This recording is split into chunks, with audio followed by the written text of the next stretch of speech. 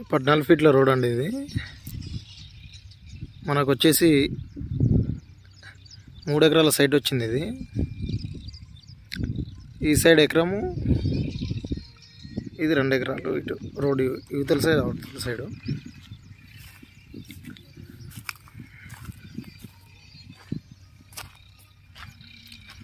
Pure red soil అండి ఇది.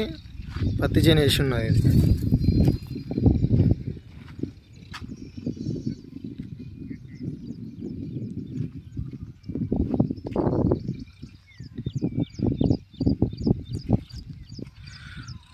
Warangal highway road నుండి జస్ట్ 1.5 కిలోమీటర్ మాత్రమే ఉంటుంది.